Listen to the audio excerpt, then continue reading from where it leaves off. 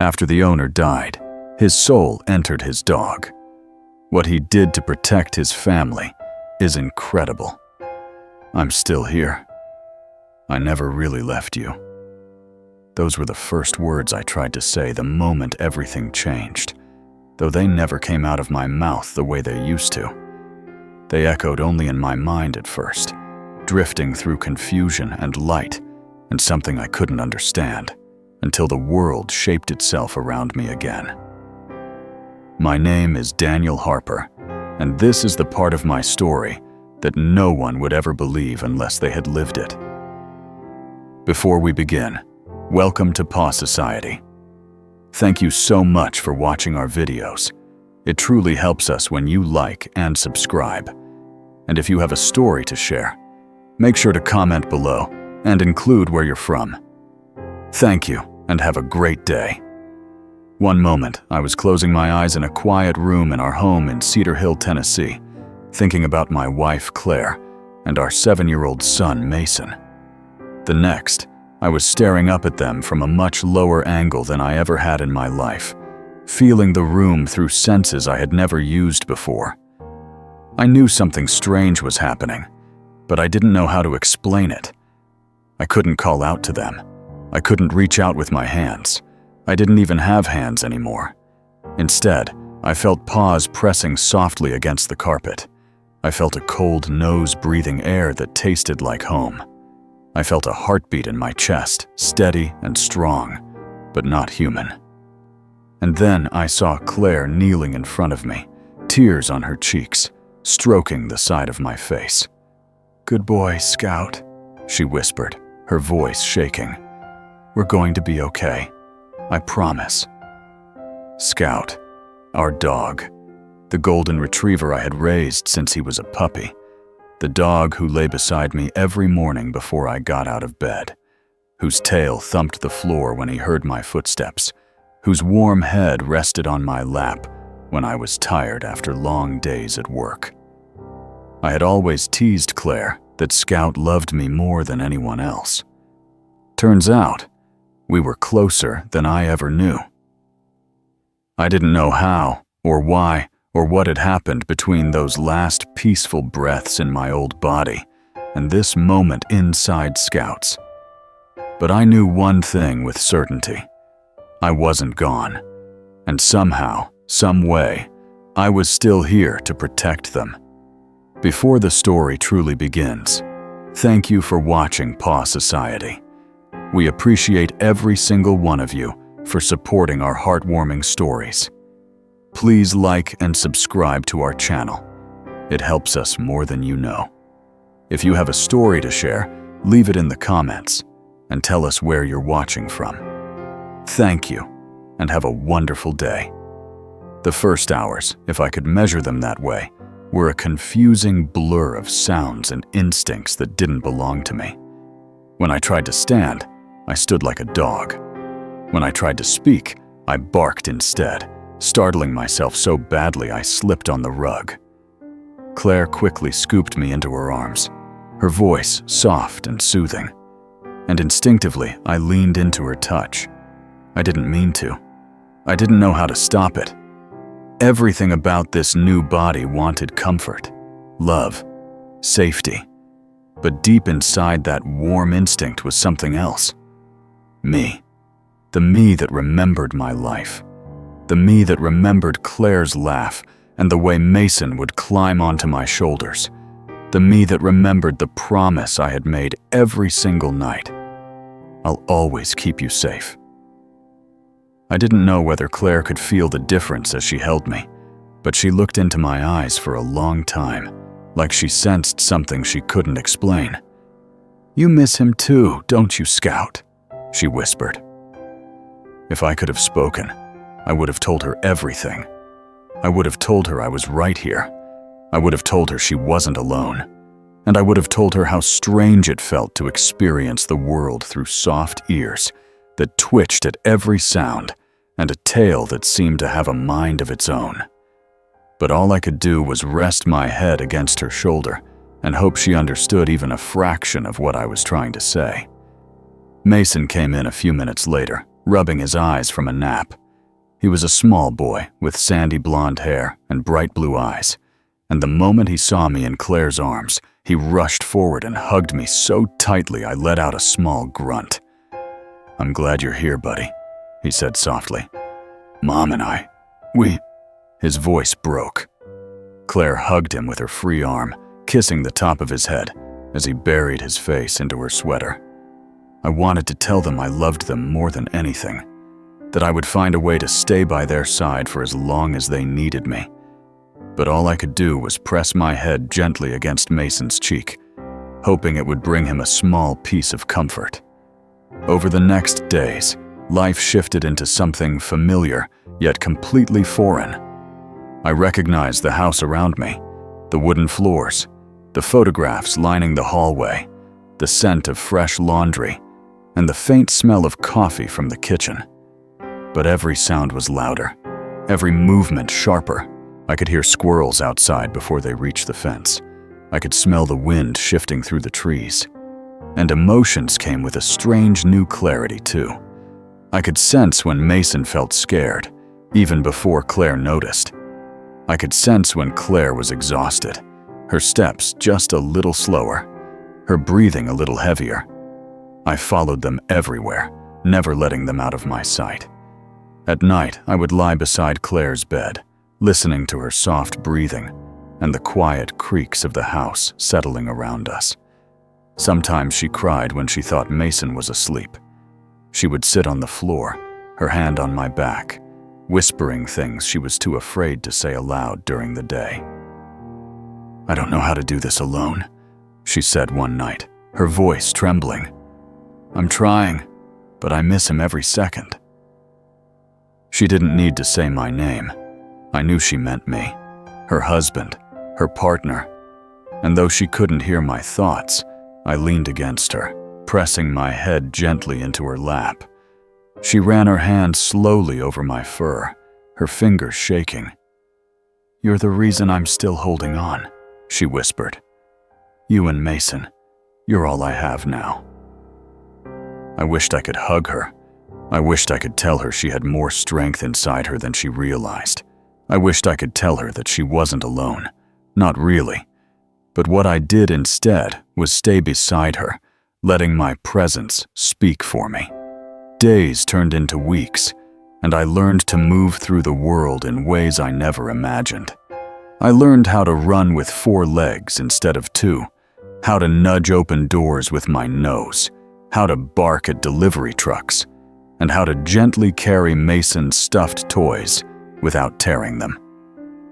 But there was more to it than just the physical. I started noticing things that Scout had always sensed long before any of us realized what he was reacting to. Subtle things, changes in the air, shifts in people's moods, sounds too faint for humans to hear. One afternoon, as Claire sat on the porch watching the sun dip behind the trees while Mason drew with chalk on the driveway, I felt something strange, a tug deep inside my chest, almost like a memory wrapped in instinct. Scout had always loved this time of day, the hour when the world felt quiet and soft. And as I sat beside them, I felt a wave of calm roll through me. I didn't know whether it was Scout's leftover memories or my own heart blending with his, but it felt like we were sharing the same thought. This is home. That peaceful moment lasted until a truck pulled into our driveway. A man stepped out, tall, broad-shouldered, with light brown hair and a neatly trimmed beard. He wore a friendly smile, but something deep inside me stirred uneasily. Claire stood up, brushing off her jeans, and walked toward him. "Mr. Andrews?" she asked. He nodded, holding a clipboard. "I'm sorry to bother you, ma'am. I'm from the county property office. I'm here to discuss the paperwork you submitted." Claire stiffened slightly, though her smile remained polite. "Of course. Is there a problem?" "Not at all," he said. "Just some clarifications we need regarding the land survey and the pending transfer." I didn't understand everything they were talking about, but the unease didn't leave me. It sat heavy in my chest. Something was off. I stepped closer, staying right beside Claire, watching the man's every move. He gave me a friendly glance. "That's a good-looking dog you've got there." Claire rested her hand on my head. "He's been helping us a lot lately." He nodded, flipping through the papers. "This will only take a few minutes. We just need to verify a couple signatures, and then I can update the files." Claire hesitated. I could feel it. She had been handling so many responsibilities alone since I passed, sorting through accounts, legal matters, and the future of our home. I nudged her leg gently, wanting to reassure her somehow. She reached down and stroked my head. "Let's take care of it," she said quietly. They discussed the details for a while. I sat at Claire's feet the whole time, watching the man's posture, his eyes, his tone. He didn't seem harmful, but something inside me still felt cautious. After he left, Claire sighed, rubbing her temples. "I wish you were here to help me with this," she whispered. "I'm trying so hard, but it feels endless." I placed a paw gently on her foot.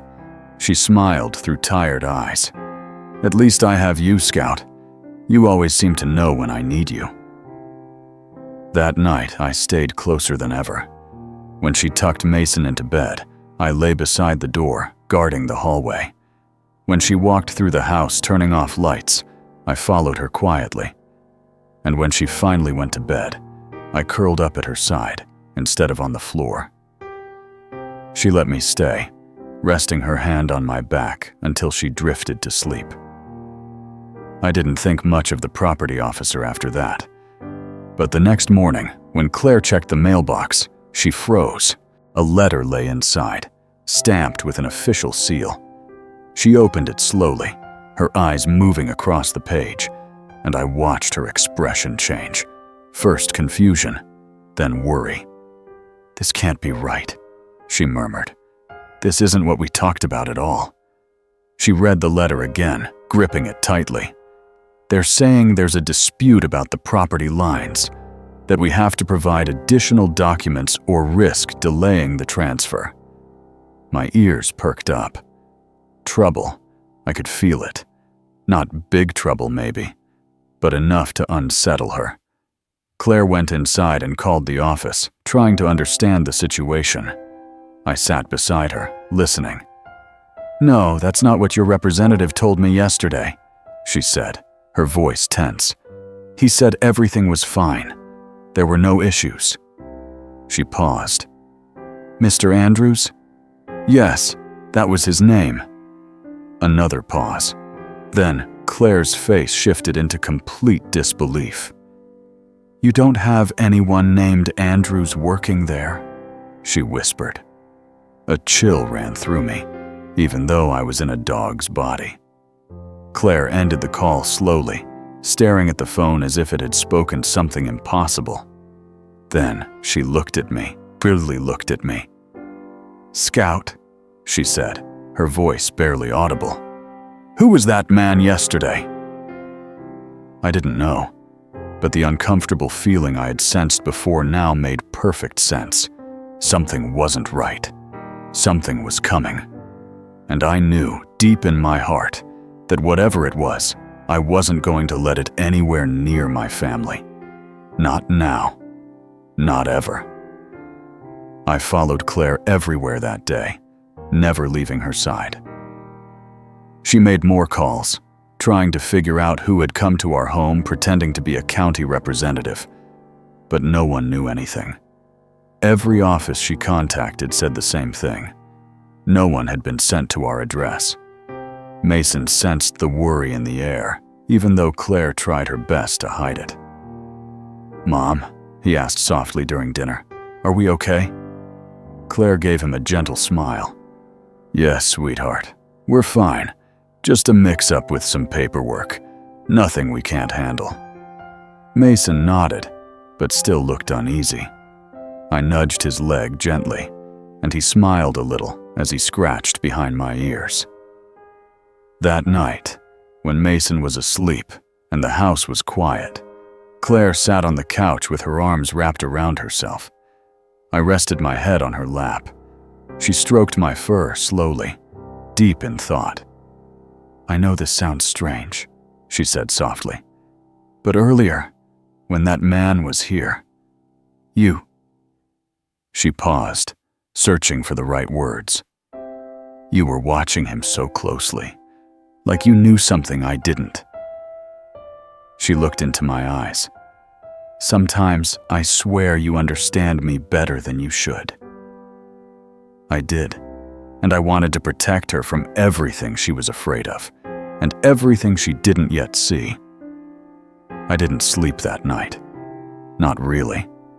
I stayed awake, listening to every creak of the house, every footstep outside, every shifting breeze. Nothing happened, but the world felt different now, like a storm waiting on the horizon. In the morning, when Claire opened the curtains, the day looked calm, but the strange sense inside me didn't fade. It grew. Something was coming, and whoever that man was, whatever he wanted, he had already crossed the line the second he stepped onto our property. As the sun rose over Cedar Hill and the quiet streets filled with the soft sounds of morning, I sat by the door, ready for whatever came next. My name is Daniel Harper. I may be in the body of a dog now, but my purpose hasn't changed. I will protect my family, no matter what. And this was only the beginning. I sensed the change before anyone else did. It slipped into the house like a faint breeze, carrying a quiet tension I couldn't explain. Maybe it was instinct from the body I was in, or maybe it was the part of me that had always been protective. But something told me we were being watched, even when the windows were closed and the curtains drawn. It started on a morning that should have been peaceful. Mason was eating cereal at the kitchen table, his little legs swinging beneath the chair as he hummed a tune he'd made up. Claire brewed coffee nearby, moving slower than usual, exhaustion clinging to her like a shadow she couldn't shake off. She glanced at the mailbox through the kitchen window every few minutes, hoping for clarity about the confusing letter she had received the day before. I sat under the table beside Mason, the scent of warm milk and faint sugar drifting toward me. It should have felt normal, comforting. But something outside tugged at my attention again and again. A quiet shift in the air, a soft noise too far for human ears. I crawled out from under the table and padded toward the front door. My ears twitched, straining to pick up the faint sound again. There it was, a car engine. One I didn't recognize. It wasn't pulling into the driveway, just idling somewhere nearby. Claire noticed me standing frozen at the door. "What's the matter, Scout?" she asked gently. I didn't move. I just listened. She stepped closer, peering past me through the glass. The street looked calm. Kids' bikes lying in front yards.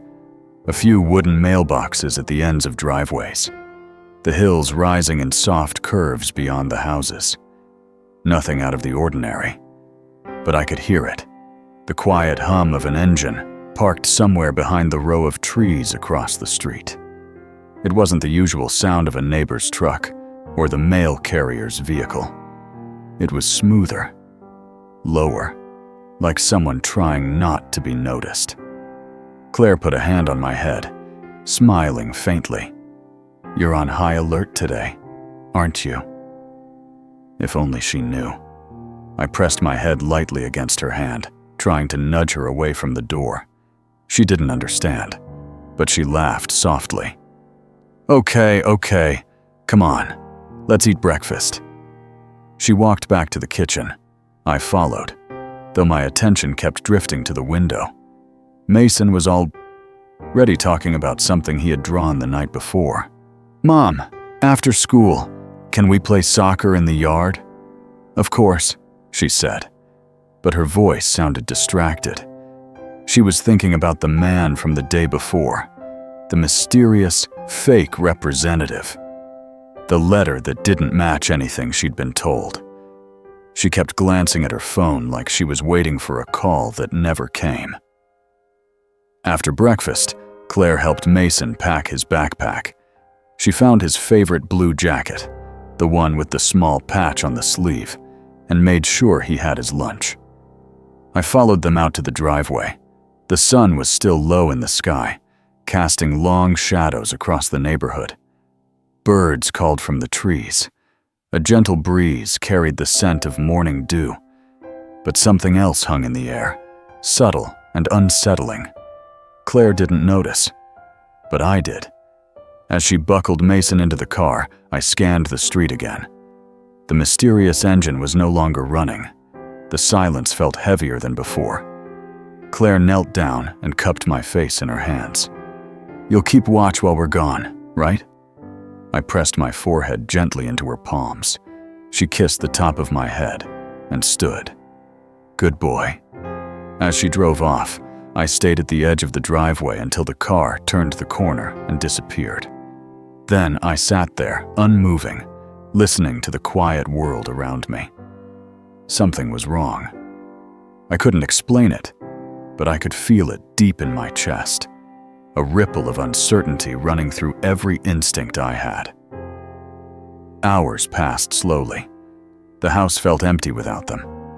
I walked from room to room, checking the windows, listening for anything out of place. Nothing happened. No strange letters. No unexpected visitors.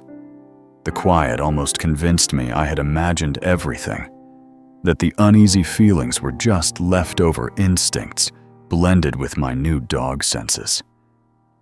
But then, around noon, a shadow crossed the front window. A soft footstep on the porch. Someone was there. I was already at the door before the knock came. 3 slow taps. Not rushed, not hesitant. Calm.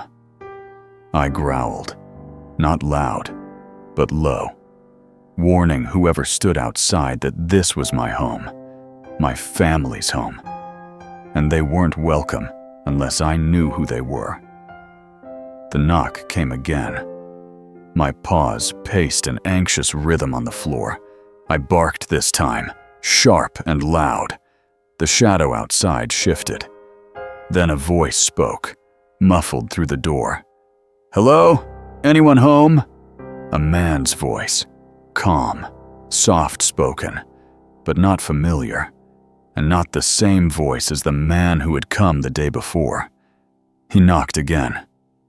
"Ma'am, I'm from the utilities office. We're doing a routine neighborhood check on gas meters. Just need to verify a few things." I backed away from the door slowly. That same feeling from yesterday returned, strong and sharp. Something wasn't true. Nothing about his tone matched the purpose he claimed. Gas utilities workers didn't knock softly and ask in a voice barely above a whisper. They didn't come without uniforms or badges. Or at least, this voice didn't sound like someone who followed that kind of procedure. The doorknob turned slightly. My body dropped low to the ground. I could hear his breathing now, slow, steady, and too close to the door. The knob clicked twice more. Then it stopped. A few seconds passed, then silence. I waited, my muscles tense, my eyes locked on the door. A moment later, footsteps drifted away, slow, purposeful, not startled by my bark, not irritated. More like someone who'd confirmed something they wanted to know. Someone gathering information. Someone testing the house. I stayed at the door long after he left, listening to the faint pattern of his steps disappearing down the walkway. I moved through the house after that, pacing. Something was building. It wasn't random. It wasn't coincidence. And someone knew the house was vulnerable during the day when Claire and Mason weren't home. When they returned later that afternoon, I met them at the driveway, tail stiff, ears perked. Claire laughed softly at first. "You missed us, didn't you?" But when she bent down to pet me, She frowned. "Why are you so tense?" I nudged her leg urgently, and then ran to the door, sniffing the area where the stranger had stood. Claire followed me, her expression growing confused. "What is it, boy?"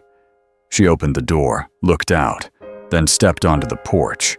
Her eyes scanned the walkway, the street, the yard. She saw nothing.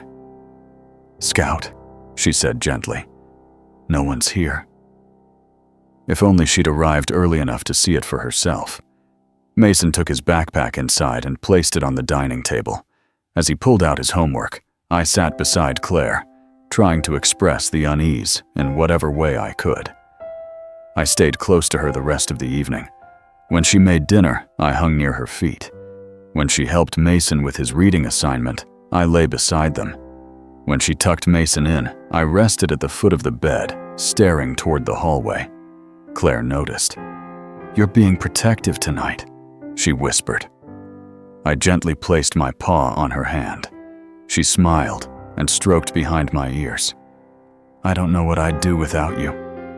She didn't know how true those words were.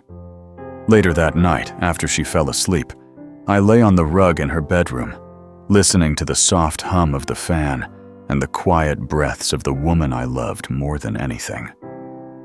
Hours passed, but I didn't sleep. Not when I sensed something was coming. When dawn arrived, it brought an unsettling quiet with it. The air felt heavy. The neighborhood unusually still. Even the birds seemed hesitant to sing.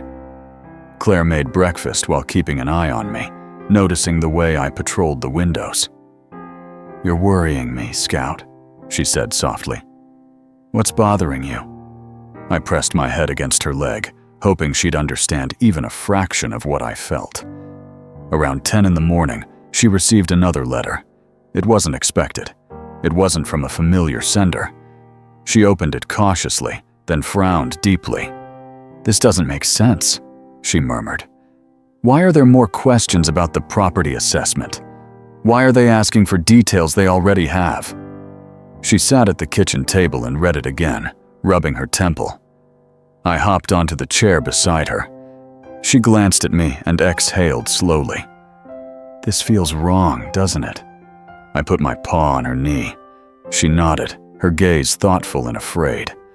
"Someone is messing with us," she whispered. "I just don't know who." For the first time since I became Scout, Claire's fear wasn't just about grief or loneliness. It was about something real happening around her, something she couldn't see. But I could. That afternoon, she made a decision I didn't expect.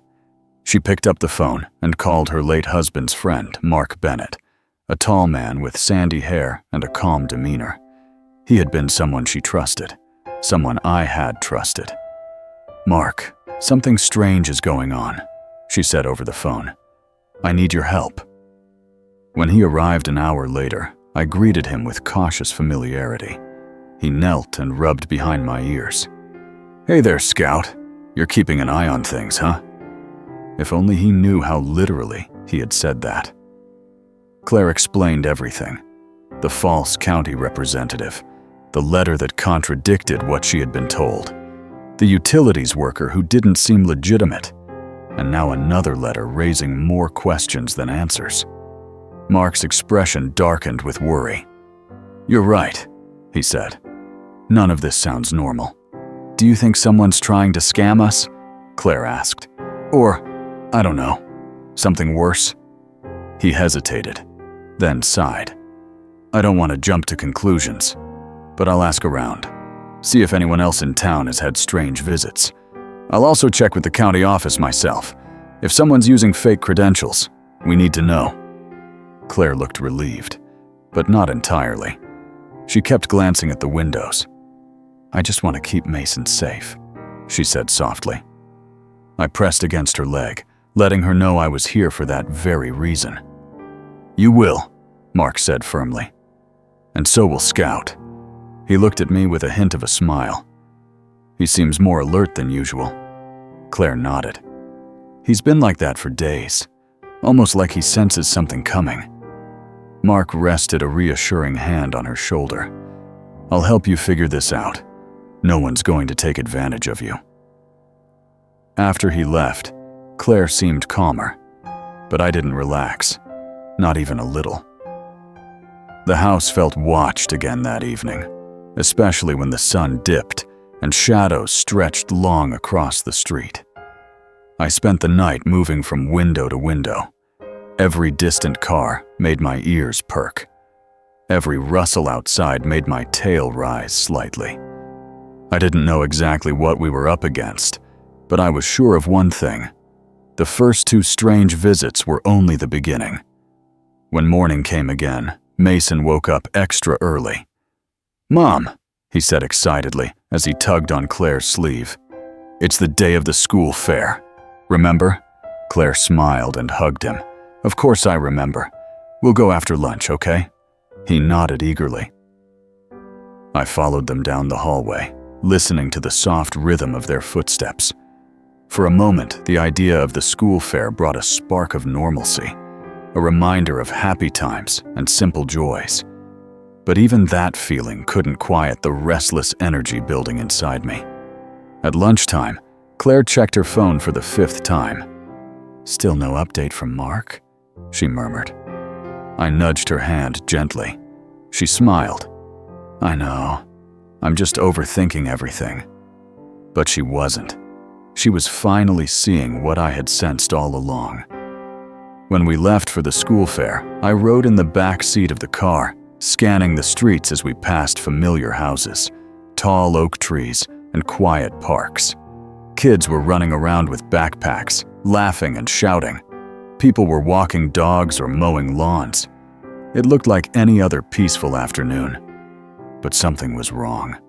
I could feel it in the way the wind shifted, in the quiet hum of a car trailing behind us, in a lingering presence that hung at the edge of the moment. When we arrived at the school, parents and kids filled the parking lot. Booths lined the field with balloons tied to tables. Music played faintly from speakers. Mason bounced excitedly as he tugged on Claire's hand. "Come on, Mom. Let's go see the games." She laughed softly and followed him. I stayed glued to their side, weaving through the crowd as we walked. The fair was busy, lively, and full of joy. Yet my attention kept drifting to the parking lot. The same car that had followed us earlier was parked at the far end. A silver sedan. Clean, unremarkable, but unmistakably the same one. A tall man with short blonde hair sat inside, staring at the school field. He didn't look like a parent waiting for his child. He didn't even look toward the entrance where most parents stood. His gaze remained fixed on us, on Claire, on Mason. I tensed instantly. Someone brushed past me, and I stepped closer to Claire, nudging her leg sharply. She looked down at me. "What is it, Scout?" I tugged at her jeans gently, trying to guide her attention. She followed my gaze toward the parking lot. The man in the sedan looked away quickly, pretending to be checking something on his phone. "Mom," Mason said eagerly. "Come on. I want to try the ring toss." Claire forced a smile and took his hand, but I could sense the unease growing inside her. She couldn't shake the feeling. Neither could I. As Mason played games and laughed with other kids, I stayed alert, never taking my eyes off the sedan. Every time I glanced back, the man was still there, watching, waiting. When we were finally ready to leave, Claire gripped Mason's hand tightly. "Let's head home," she said, trying to sound calm. We walked toward the car. The sedan didn't move at first, but as we drove out of the parking lot, it pulled out too, leaving several seconds between us but never losing sight. Claire noticed this time. "That car," she whispered. Her hands tightened on the steering wheel. I moved closer to the window, watching closely. Mason sat in the back seat, happily chatting about the prizes he had won, unaware of the tension filling the car. When we turned into our neighborhood, the sedan didn't follow us all the way, but it slowed at the next intersection, as if waiting for something. Watching. The moment we got inside the house, Claire locked the door and knelt beside me. "Scout, I think you're right," she whispered. "Something's wrong." I gently placed my head in her lap. She stroked my fur with trembling hands. "I don't know who's after us or why," she murmured, "but I'm scared." Her voice cracked. I carefully licked her wrist, telling her in the only way Scout's body allowed that I was here, that I wasn't going anywhere. Outside, the silver sedan rolled slowly through the intersection before disappearing out of sight. But I knew it would be back, and so would whoever was connected to the fake representative and the false utilities worker. Something had been set in motion the moment that first stranger stepped onto our porch. Something tied to Claire, to our home, to the life she was struggling to rebuild. I didn't know their plan yet, but I knew one thing with absolute certainty. They were getting closer, and I was ready for them. Because no matter what body I was in, man or dog, I would always protect my family. And this was still only the beginning. The house didn't feel the same anymore. Even the quiet had changed. It wasn't the peaceful kind that used to fill our mornings, or the gentle stillness that settled over the rooms at night. This quiet was heavier, tense, a reminder that something was moving closer, slow and steady, like footsteps on distant gravel. I sensed it the moment dawn broke, before Claire woke, before Mason stirred, before the light even touched the windows. Something in the air told me today would not be like yesterday, or the day before that. I stood at the bedroom doorway, listening to every shift in the early morning breeze. My ears twitched at the faint rustling of leaves outside. My nose picked up scents drifting in from the porch, dew on the wood, distant pollen, a trace of something unfamiliar. As the sun crept higher, Claire's alarm buzzed softly. She stirred, rubbing her eyes, and then reached out to touch the empty spot beside her on the mattress, the spot she used to rest her hand on every morning before I passed. She didn't cry, not this time, but the silence that followed carried a weight all its own. She sat up slowly and smiled when she saw me waiting at the door. "Good morning, Scout." I patted over and pressed my head gently into her hand. She stroked my fur with tired fingers. "You always know when I need you," she whispered. Mason bounced into the bedroom moments later, already energized. "Mom, can we have pancakes today?" His bright voice filled the house with a spark of life I desperately wanted to protect. Claire smiled. "Pancakes it is." As they went to the kitchen, I remained by the window, listening, watching. A car rolled down the street, an older sedan belonging to a retired couple 2 houses away. Harmless. A cyclist pedaled past. Harmless. But then, a faint hum echoed down the distant curve of the hill. A vehicle. Moving slowly, almost deliberately. I braced myself until it passed. A white delivery van. The logo was familiar, harmless, and yet my instincts refused to settle. When breakfast was ready, Claire placed a small piece of pancake on a napkin and set it near my bowl.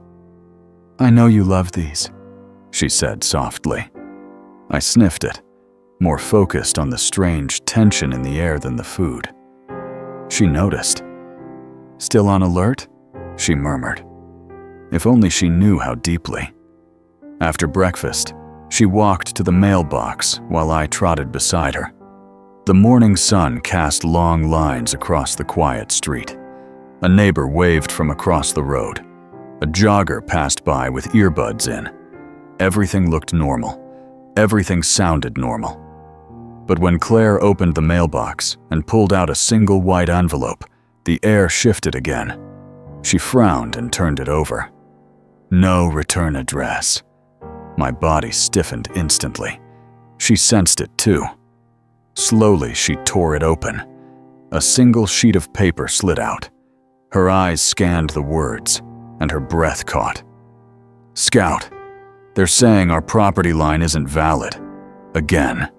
They want us to verify information that doesn't even make sense, and they're claiming we missed some kind of deadline. She looked up at me, fear tightening her voice. Someone's trying to push us into a corner. I nudged her hand urgently. She closed the mailbox and hurried inside. Once in the kitchen, she placed the letter on the counter and read it a second time, her brow tightening. "Why is this happening?" she whispered. "Why us?" Because someone wanted something, and they weren't going to stop. She called Mark, her voice low and tense. "We got another letter, and it's worse. I'm coming over," he said immediately. "Don't open the door for anyone else." Claire nodded, even though he couldn't see her. "Okay, please come quick." When she hung up, she sank onto a chair, exhaling shakily. I rested my head on her knee. She stroked behind my ears as if it grounded her. "Scout, what are we going to do?" I didn't have the words she needed, but I had the resolve. As long as I was here, nothing would touch them. Minutes later, Mark's truck pulled into the driveway. He stepped out quickly, concern written all over his face. "Let me see the letter." She handed it to him. He read it once, then again, shaking his head. "This isn't official," he said. "They're using generic language. And look at this line. They're referencing a document number that doesn't exist." Claire swallowed. "So someone's forging these?" "Not just forging them," Mark said. "They're trying to intimidate you, or confuse you." "But why?" Claire asked softly. "Why come after us?" Mark hesitated. His gaze drifted toward the window. "I don't know yet, but I've got a bad feeling it's connected to that fake representative and the utilities guy who wasn't real." Claire rubbed her arms, shaken. "What are they trying to get out of us?"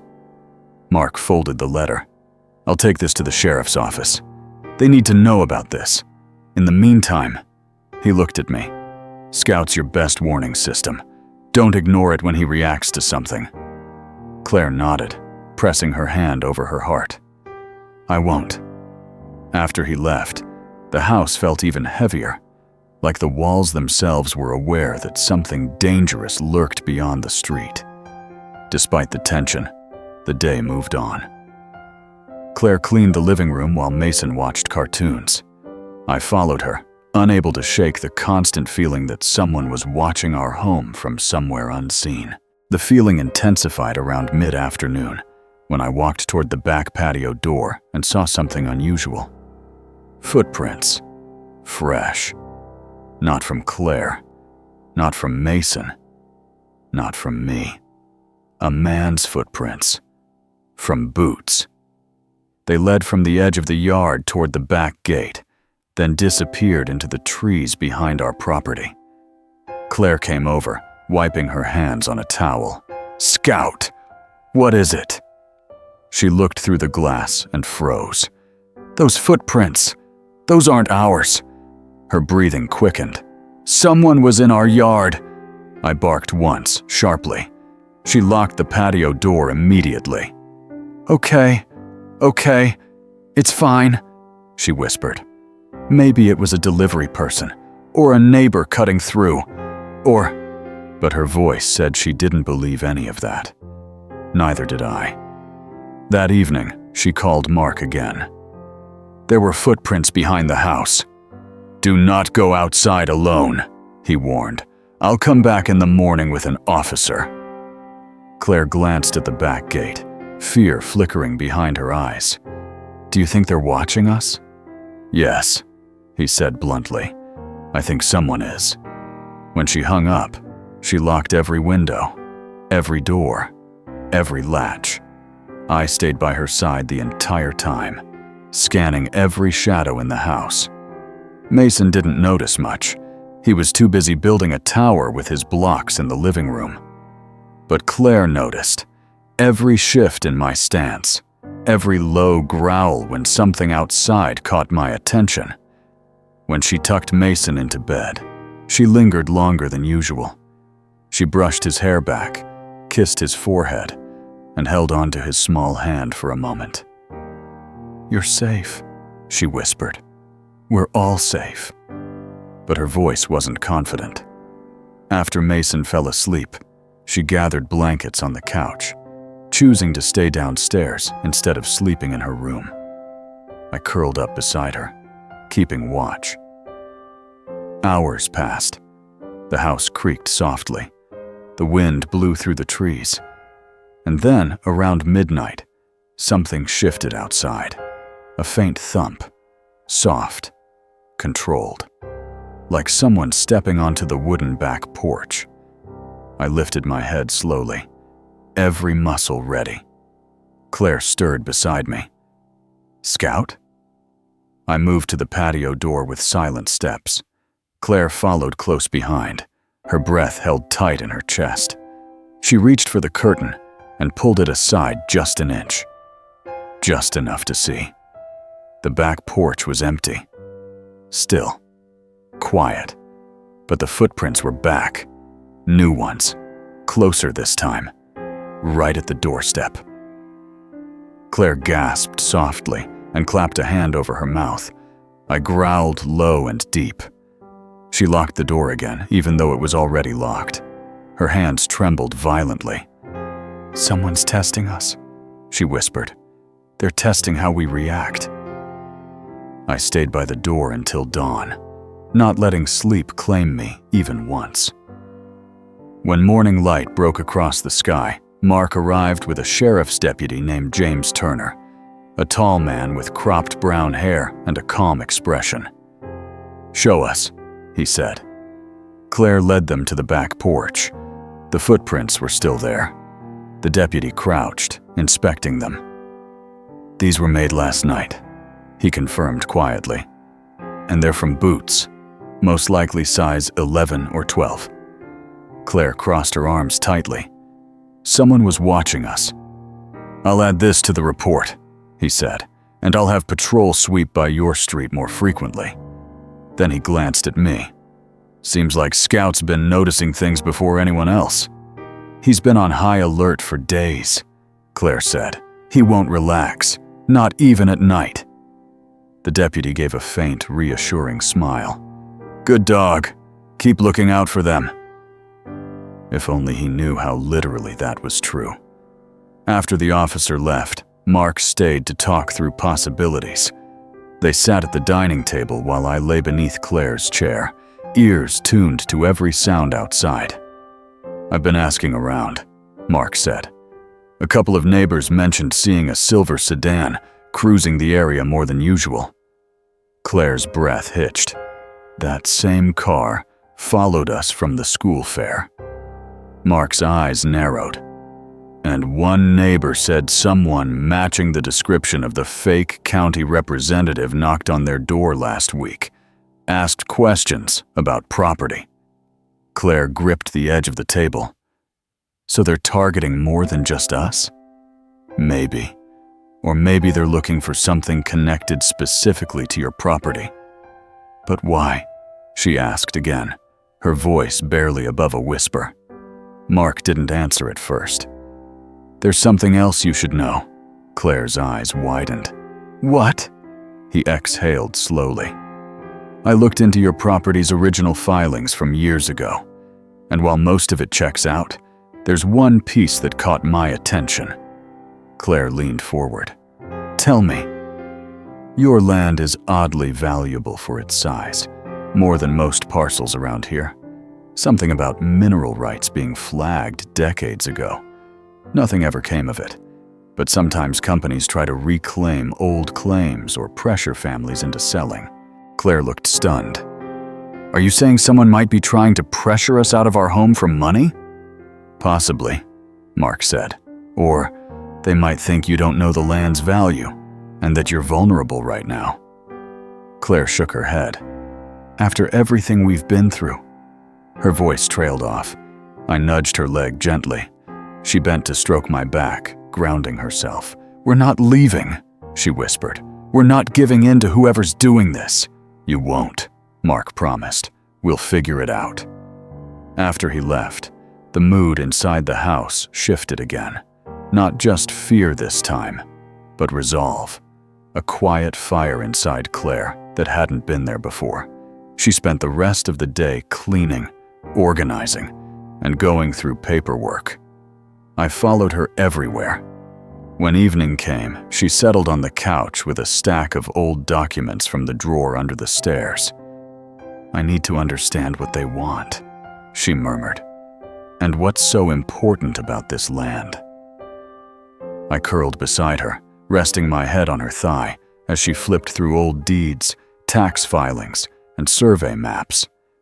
Hours passed like that until the sun dipped behind the horizon and the sky darkened outside the windows. Then, around 9 o'clock, a soft sound drifted from the front porch. Not a knock, not footsteps. Something lighter. Something deliberate. Claire tensed. She set down the paper slowly. "Scout, did you hear that?" I was already on my feet. She followed me to the entryway, her breathing shallow. She peered through the peephole. She gasped. On the porch lay another envelope, just like the others.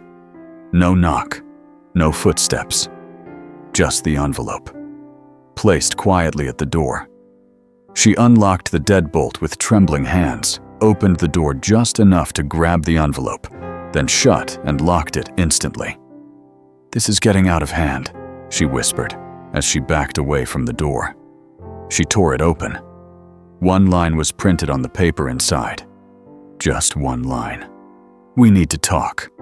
Her hand shook violently as she dropped the letter onto the floor. I growled, stepping protectively in front of her.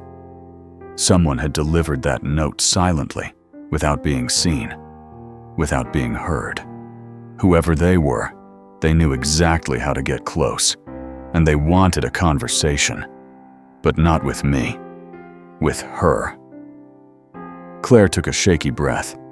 "Scout, what are we going to do?" I stepped closer, leaning against her leg. She knelt down and wrapped her arms around me. Her voice trembled as she whispered into my fur. "I'm so scared." I pressed my head against her chest, promising silently that she wasn't alone, that I would stay beside her no matter what, that anyone who tried to come near her would have to go through me first. Outside, the night thickened around our home. The trees swayed in the breeze. The world grew quiet, and I felt it again. The presence, watching, waiting, getting closer. This was far from over, and I was only beginning to understand just how far I was willing to go to protect the family I loved. The night after the note appeared on the doorstep stretched longer than any before it. Even after Claire finally coaxed herself into lying on the couch with a blanket pulled up to her chin, she didn't truly sleep. Her breathing never settled into the soft rhythm I knew so well. Every few minutes she'd open her eyes, listening, waiting, trying to sense if whoever had left the message was still nearby. I stayed on the floor beside her, my body rigid, my attention pulled in a dozen directions at once. The refrigerator hummed in the kitchen. A branch brushed against the house. The wind shifted. All normal sounds. But every normal sound carried a threat that didn't used to be there. I listened beyond those sounds, searching for something out of place. A footstep, a breath, a disturbance in the air. Nothing came. Not yet. Around 3 in the morning, Claire curled deeper under the blanket. Her hand reached down, searching for me in the dark. I placed my head gently beneath her palm. "Good boy," she whispered, her fingers trembling. She didn't say anything else. She didn't need to. Everything she felt, fear, gratitude, exhaustion, was in the way she pressed her hand lightly against my head. When morning finally came, it wasn't gentle. A car door slammed somewhere down the street, jerking Claire awake. She sat up quickly, her heartbeat loud enough for my sensitive ears to catch. "What time is it?" she murmured. Mason was still asleep upstairs. The house held its breath. I went to the window and looked out. Neighbors were beginning their routines. A man taking out trash, a teenager walking his dog, a woman jogging in bright sneakers. No silver sedan, no stranger on the porch.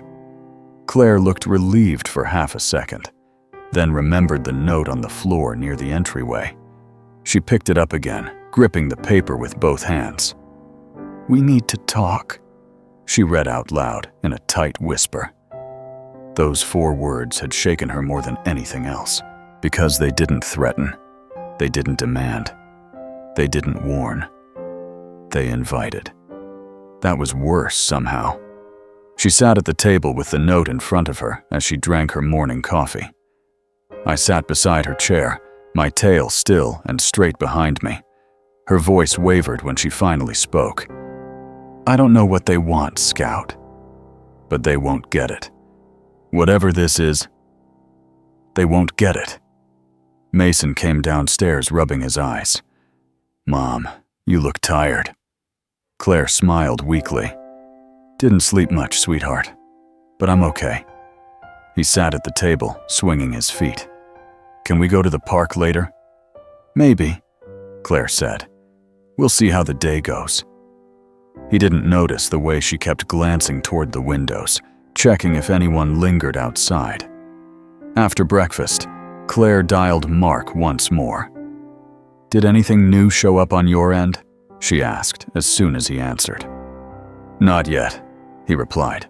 "I'll come over after lunch. We'll sit down and figure out what to do next." "Thank you," Claire murmured. "I don't know what I'd do without your help." After she hung up, she went around the house making sure every lock was secure. She checked the back porch. The footprints were still visible, though slightly smudged by dew. She didn't go outside this time. Instead, she called out softly, "Scout, come here." I padded to her side. She crouched down, touching my face gently with both hands. "I need to stay calm," she whispered. "For Mason, for this house, for you." "But it's getting harder," she exhaled shakily. "I keep thinking someone's going to show up again." I leaned into her touch. She closed her eyes for a moment, taking comfort in the warmth beneath her hands. When she opened them again, she forced herself to stand straighter. "I'll get through this, I promise." She began sorting through her old paperwork again, spreading documents across the dining table. Survey maps, property deeds, letters from years ago, receipts. She studied each one carefully, searching for anything out of place. I watched from the floor as papers rustled, her brow furrowed deeper with worry. She muttered softly to herself, "This doesn't make sense. Why would anyone want this land?" She pulled out a map showing the property boundaries. As she traced her finger over the lines, she paused. "Wait." Her finger hovered over a small marking near the back of the property, a symbol she didn't remember noticing before. She leaned closer. "What is this?" I moved nearer, sniffing the papers, though the answer wasn't in the scent. She studied the symbol again, then reached for another document. It had the same marking, in the same approximate area. "Was this always here?" she asked aloud. She grabbed a pen and circled the spot. That's right near the back gate." The same back gate where the footprints had been. She stilled. "Scout, you don't think—" But she didn't finish. The same thought weighed on both of us. Whatever someone wanted on this property, it might be marked on these documents. The rest of the morning passed quietly. Too quietly. Every time a car drove down the street, Claire checked the window. Every time I pricked my ears, she whispered a shaky, "What is it, boy?" around me. But nothing came. No letters, no knocks, no strangers on the porch. and that made everything worse. The silence meant things were building. Afternoon arrived, and Mason played in the living room with his toy cars while Claire tried to distract herself with housework. She folded laundry, swept the floor, and reorganized a drawer in the kitchen, all while checking the windows. The air outside had changed again. The sky was cloudless, but the light felt strange, like the world was holding its breath. Then, around 3 in the afternoon, a familiar truck pulled into the driveway. Mark stepped out, a binder in hand, his expression tense. Claire opened the door for him, relief flooding her face. "Come in," she said immediately. "I'm so glad you're here. I brought some documents from the county archives," he said as he stepped inside. "Things you should see." They sat at the dining table while I lay under Claire's chair, close enough to watch both of them and the front door. Mark opened the binder. Page after page revealed old maps, handwritten notes, and outdated survey reports. "Your land wasn't always zoned like the rest of this neighborhood," he explained. "Years ago, it was part of a larger tract used for geological studies. There were rumors of mineral deposits, but nothing ever came of it. No one filed claims." Claire frowned. "Then why would someone come after it now?" "Maybe they found something those early surveys missed. Or maybe someone else thinks there's value here." He flipped another page. "But the strange thing is this." He pointed to the same symbol Claire had circled earlier on her own map. "This marking only appears on the earliest documents, and it's almost like someone tried to erase it from later filings." Claire's voice tightened. "Why erase it?" "So no one else could see it," Mark said. "Or so the families living here wouldn't know what they had." Claire stared at the symbol, her face pale. "So someone found out about it, and now they want us gone." "That's my guess," Mark replied, "but I can't prove it yet." "And the strangers?" Claire whispered. "They're trying to pressure you, confuse you, get you scared enough to sell or move." Claire's voice broke. "But I don't want to leave. This place is all I have left of him." Her eyes flicked toward me. She didn't know how true that was. Mark reached across the table and squeezed her hand gently. "Then we won't let them scare you. We'll figure this out." As they talked, something outside caught my attention. A faint crunch of gravel. I stiffened. My ears perked. My tail rose slightly. Claire noticed instantly. "What is it?" I walked toward the living room window, every step careful. Mark stood, following me. Claire's breath hitched. "Scout, what do you see?" I looked through the window. A man stood at the edge of our driveway. Not the fake representative, not the utilities worker. Someone new.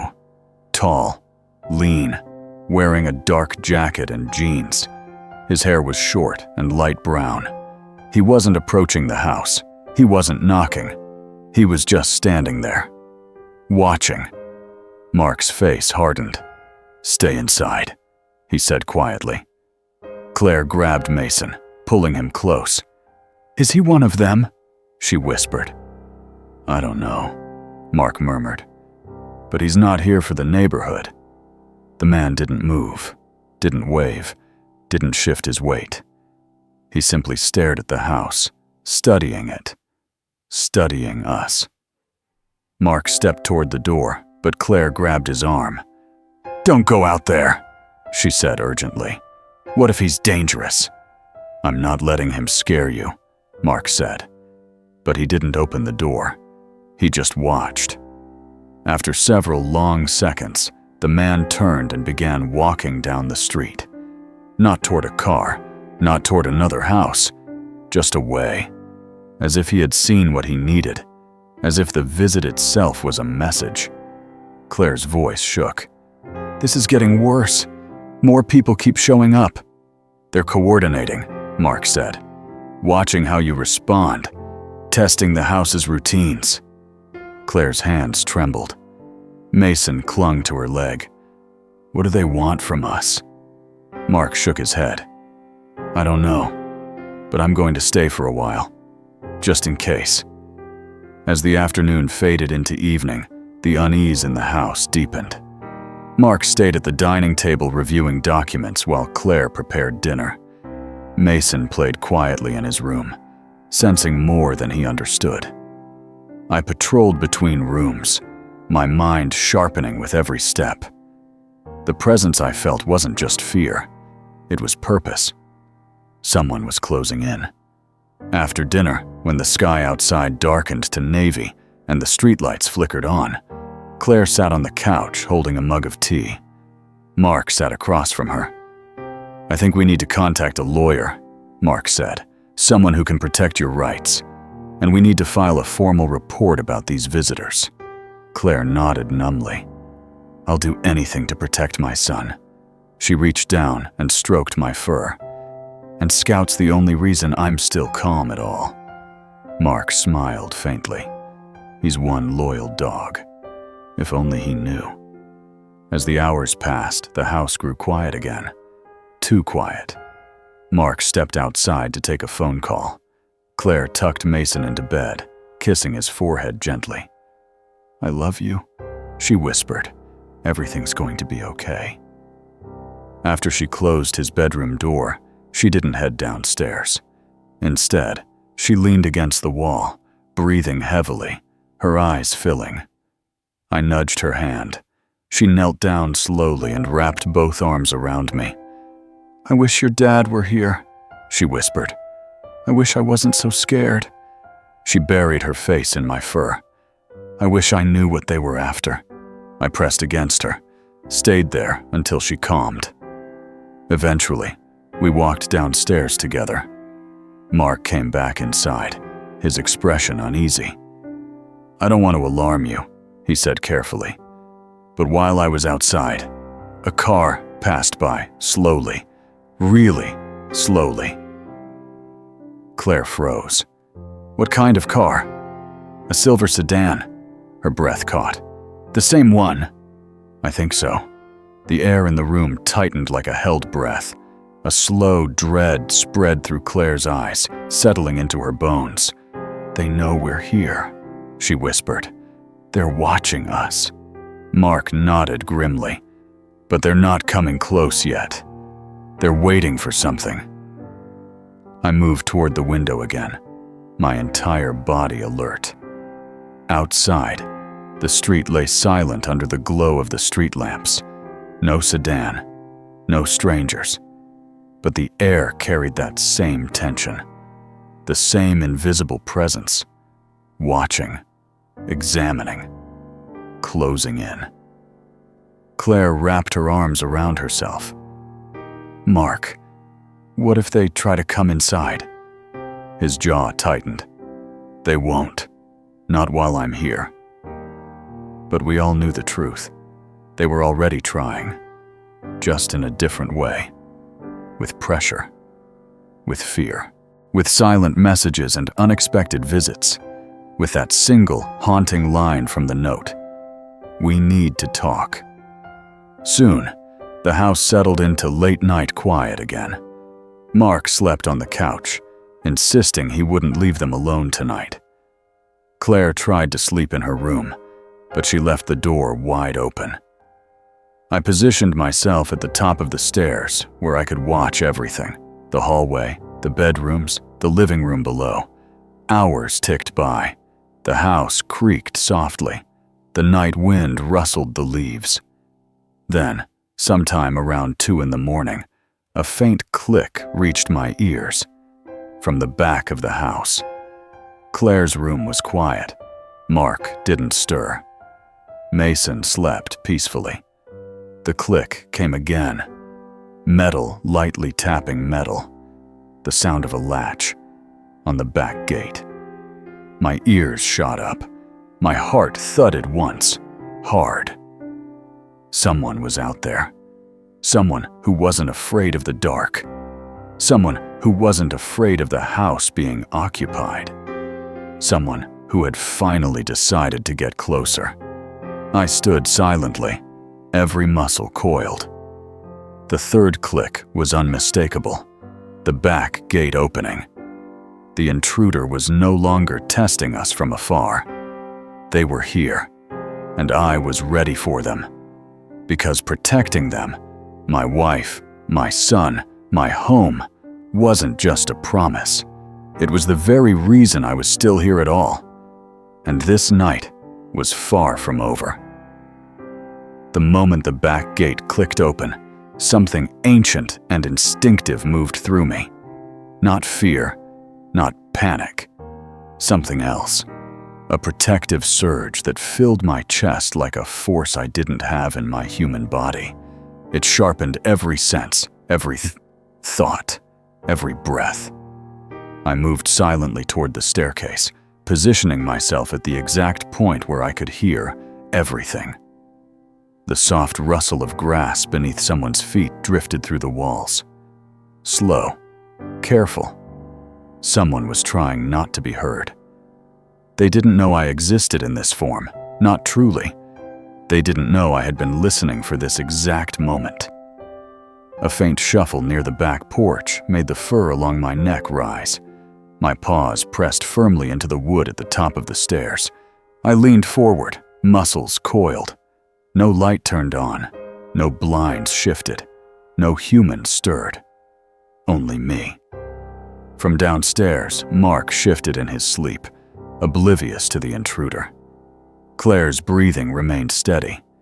Mason's soft movements in bed were faint, but present. None of them sensed danger yet. That responsibility fell to me alone. I waited until the next soft sound came. The unmistakable weight of a shoe stepping onto the porch boards. They groaned ever so slightly. Enough for me to hear. Enough for me to know someone was inches from our back door. I moved down the stairs with a silent, controlled gait, as Scout's body allowed me to glide through the shadows. My heartbeat stayed steady, but my mind was sharp. Focused. Ready. The intruder didn't knock, didn't speak. They simply pressed something lightly against the patio door. A gentle tap, then another. They were checking for alarms or motion sensors, testing the boundary like they'd been doing for days, only this time leaning in further. I approached the glass from inside, my nose inches from where the presence lingered. A scent hit me. Male. Late 30s, maybe 40s. Leather from his boots. A faint chemical smell. Maybe engine grease or industrial cleaner. Something else, too. Nerves.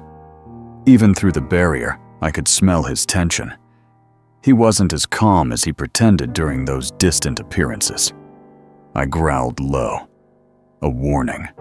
Not loud enough to wake Claire or Mason, but deep enough to reach the intruder's ears through the glass. The tapping stopped. The figure paused. Then he leaned closer. I could sense the shift in his weight as he pressed an ear toward the door, listening, testing, trying to know what waited inside. My growl deepened. Slow, steady, controlled. The kind that meant someone had crossed a line. A murmur slipped from outside. A whisper I almost couldn't hear. "So there's a dog." Another pause. "Figures." He stepped back. Then another voice whispered from somewhere just beyond my line of sound. "Is he awake?" The first man replied under his breath. "Dog's awake. Don't know about the others. 2 of them. Maybe more." My body stiffened. Their footsteps retreated slightly, maybe stepping off the porch. They whispered again. Quiet, urgent, plotting, deciding their next move. I waited several seconds, making sure they were far enough before I padded to the living room where Mark slept. I nudged his arm firmly with my nose. He stirred slightly, but didn't wake. I pushed harder. He groaned quietly and opened one eye. "Scout?" His voice was thick from sleep, confused. I nudged him again, then walked a few steps toward the back of the house, glancing over my shoulder. He frowned, sleep evaporating from his face. "What is it, boy?"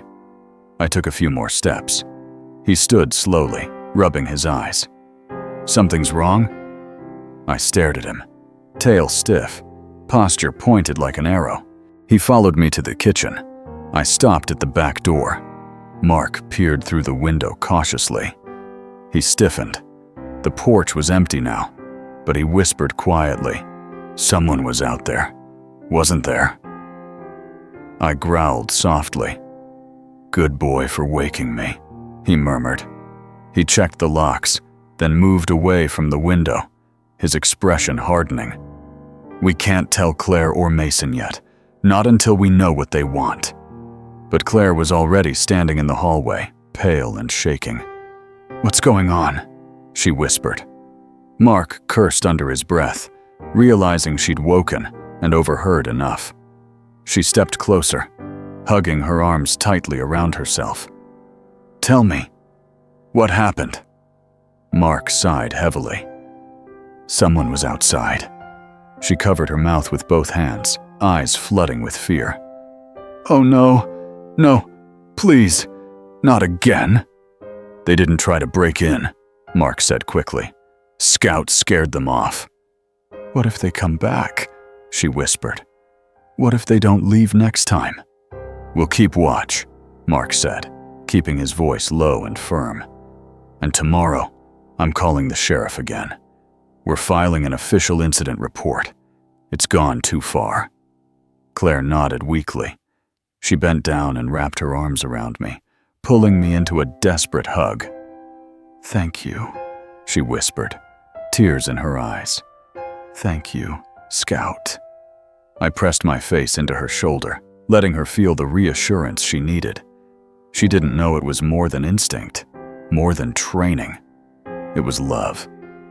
After several minutes, they all settled in the living room together. No one slept, not for hours. Morning came slowly, the sky turning from black to deep blue to pale gray. When sunlight finally reached the windowsill, Claire jumped at the sound of the coffee maker turning on. She looked exhausted, dark circles hollowed beneath her eyes. Mark washed his face in the downstairs bathroom and returned with a determined look. "I'm staying today," he said. "You're not dealing with this alone." Claire nodded gratefully. "I don't want to leave the house, not until we know what they're planning." Mason came downstairs, rubbing his eyes. "Mom, why are you all awake?" Claire forced a smile. "Just an early morning, sweetheart. No school today. Why don't you watch some cartoons?" Mason nodded, unaware of the tension suffocating the room. I stayed beside him a while, letting the sound of cartoons fill the air like a blanket over the fear. Around mid-morning, Mark stepped outside to check the yard. Claire stood at the window, watching him anxiously. I stayed close to her, scanning every direction. Mark walked around the entire perimeter of the house. When he returned, his expression was tight. "They were definitely out here," he said quietly. "Footprints, fresh mud, 2 sets." Claire's shoulders sagged. "What do they want from us?" "I don't know," Mark said honestly, "but they're trying to scare you, trying to figure out your routines, trying to see who's in the house and when." Claire shuddered. "Are they planning to take the land? Is that it?" "Maybe," Mark said. "But no one's legally allowed to force you off your own property without a valid reason." "They're not using legal ways," she whispered. Mark didn't answer. He didn't need to. The silence said everything. All day, the tension remained. Every sound made Claire jump. Every passing car made her check the window. Every time I lifted my head, she whispered, "What is it? Is someone here?" Nothing happened, but the absence of action felt purposeful, as if the intruders knew we were waiting, as if they wanted us afraid. By evening, Claire was pacing the living room. "They're waiting for something," she murmured, I can feel it. Mark stood by the front door, hands on his hips. They won't get anything from you, I promise. After dinner, Mason played quietly beside the couch. Claire tried to smile for him, tried to be calm, but every few minutes she drifted toward the windows. I stayed near the hallway, my body tense. Night came again, heavy, dark. The house creaked softly with nighttime sounds. Around 10, Claire settled on the couch with a blanket, too afraid to sleep upstairs alone. Mason slept in his bed, unaware of the danger circling the edges of his world. Mark locked every door twice. "I'll take the first watch," he said. "Scout, stay sharp." As if I could do anything else. Hours passed in uneasy silence. Then, around 1 in the morning, a tapping sound echoed from outside. This time, not on the back porch, on the front window. Claire gasped and clapped her hand over her mouth to keep from screaming.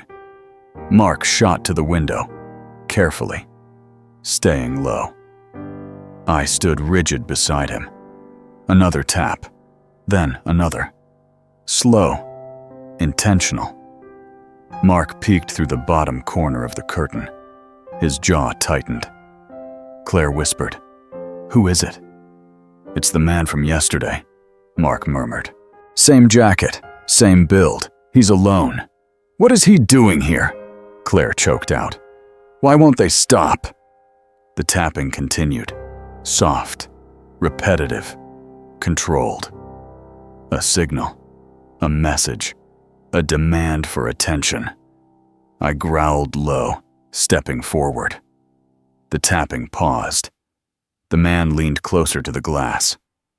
"I know you're in there," he whispered through the window.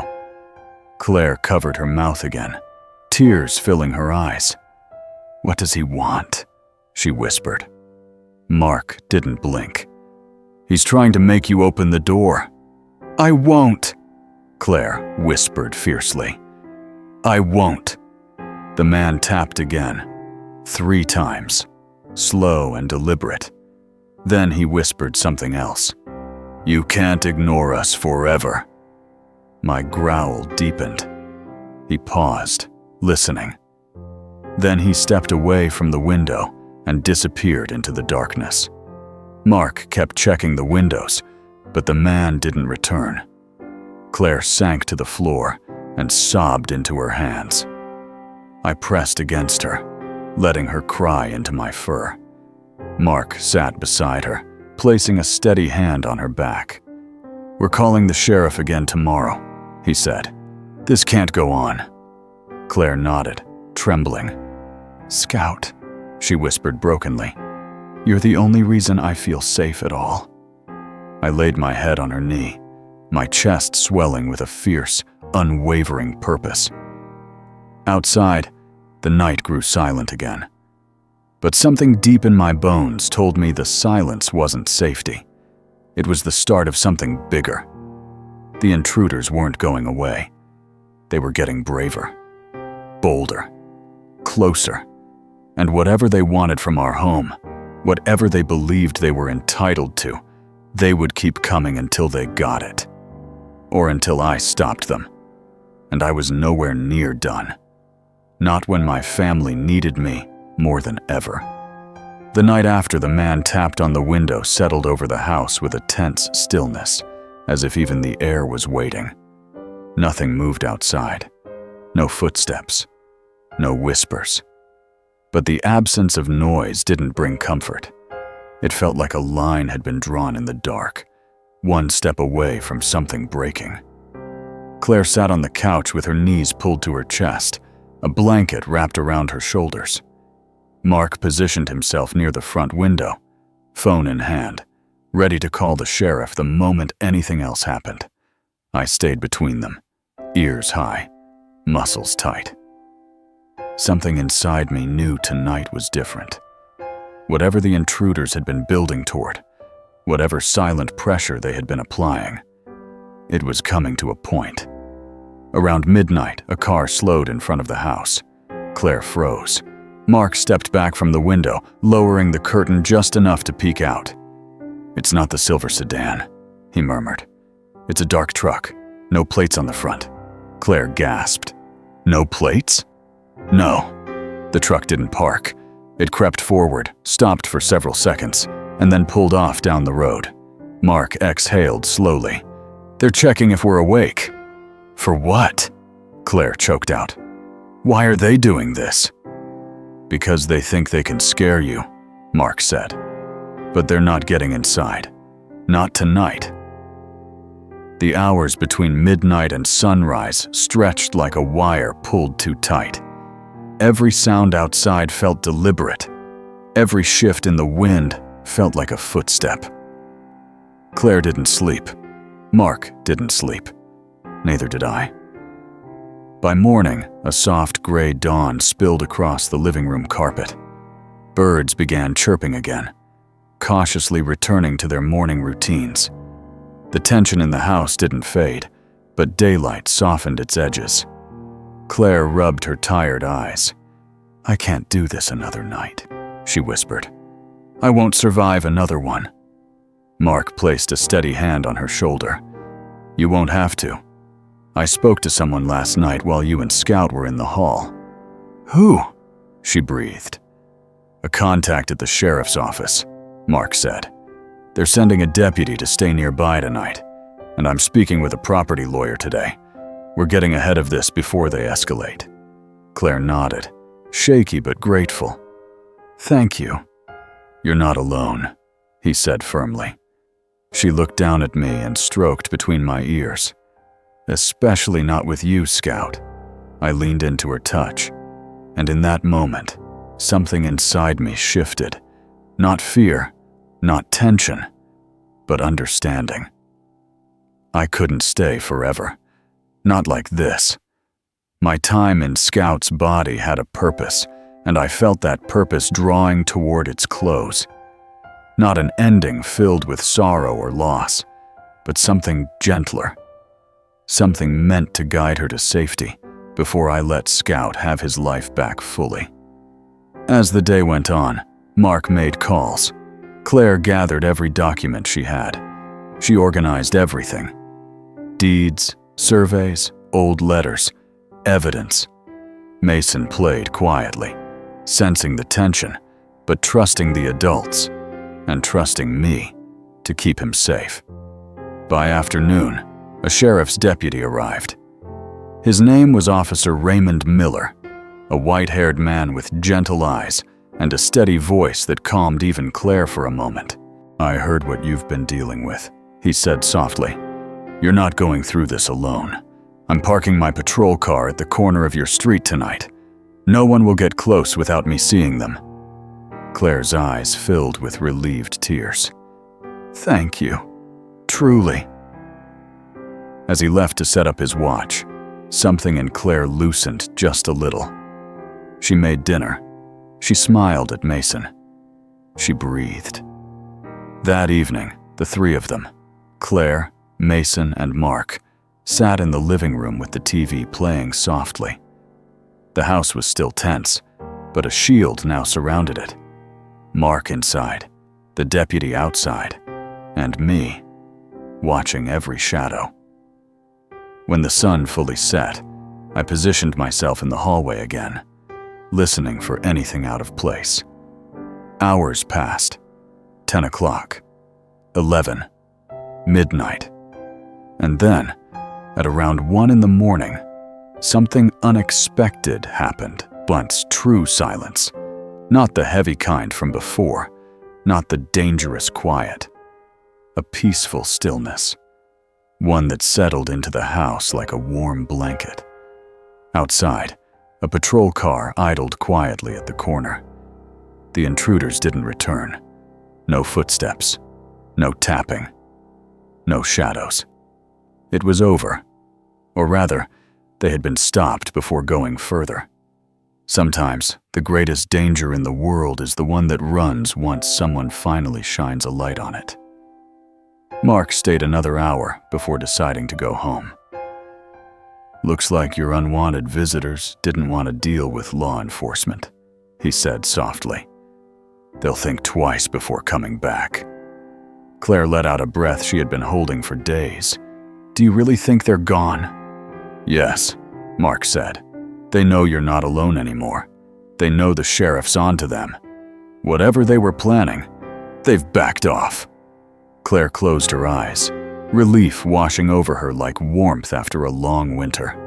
She hugged Mark tightly. "Thank you for everything." "Always," he murmured. After he left, the house finally felt safe again. The air changed. The tension lifted. Claire sank onto the couch with a soft, trembling laugh. "It's finally over," she whispered. She leaned down and wrapped her arms around me. "Scout, you protected us. You saved us." Her voice cracked with emotion, but it was a gentle sound, one filled with gratitude, not fear. "I don't know what made you so strong these past weeks," she whispered, "but I've never felt safer in my life." And that was the moment I felt it, a warmth spreading through my chest, not the panic from before, not the readiness to defend, but something peaceful, a feeling like a door slowly opening, or slowly closing. My purpose had been fulfilled. My family was safe. They had support, protection, and people stepping forward who would never let harm come to them again. And Scout, my loyal dog, whose body I inhabited, deserved his life back fully. Claire's eyes softened as she stroked my fur. "You can rest now," she whispered. "It's okay." She didn't know how true that was. My vision blurred slightly, not from fear or exhaustion, but from something warm and gentle pulling at my spirit. I blinked once, twice, and for the first time since waking in Scout's body, I felt the divide. The me that was Daniel Harper, and the dog Bois who had shared his life with me. A soft glow, felt, not seen, wrapped around me like a memory of sunlight. I leaned against Claire's knee, breathing deeply. She rested her forehead against mine. "I love you," she whispered, not knowing she was speaking to me one last time, not needing to. Love didn't require understanding. Mason came sleepily down the stairs, rubbing his eyes. "Mom, why are you awake?" Claire smiled at him through tears. "Just thinking about how lucky we are." Mason climbed onto the couch and hugged her. "We have Scout," he said softly. "He's the best." Claire nodded, hugging them both. "Yes, he really is." My chest filled with warmth, a final, gentle swell of love. And then, in the quiet of the living room, surrounded by the family I adored, I felt my spirit release. Not violently, not with pain, but with peace. Like a breath finally let go, like a promise kept. Scout blinked his own eyes then. His eyes, not mine, with gentle confusion, as if waking from the longest dream. He looked at Claire, wagged his tail softly, and nuzzled her hand. Her smile widened. "There you are," she whispered. "My sweet boy." I watched them for a moment from somewhere warm and bright. Claire hugging Mason. Scout resting his head on her knee. The house peaceful for the first time in weeks. They were safe. They would stay safe. And they would never be alone again. My purpose was complete. And with a heart full of love, I drifted into the light, knowing the family I left behind would carry me in every memory, every laugh, every warm morning. I had stayed long enough to protect them, long enough to keep my promise, and now I could finally rest.